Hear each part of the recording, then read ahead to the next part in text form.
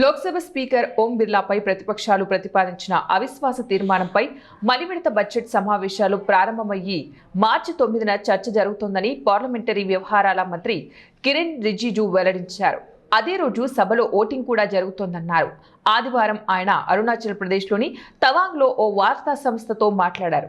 రెండో విడత సమావేశాలు మొదలయ్యే తొలి రోజునే అవిశ్వాస తీర్మానంపై చర్చ పెట్టాలనేది సభా నిబంధనగా రిజిజు పేర్కొన్నారు.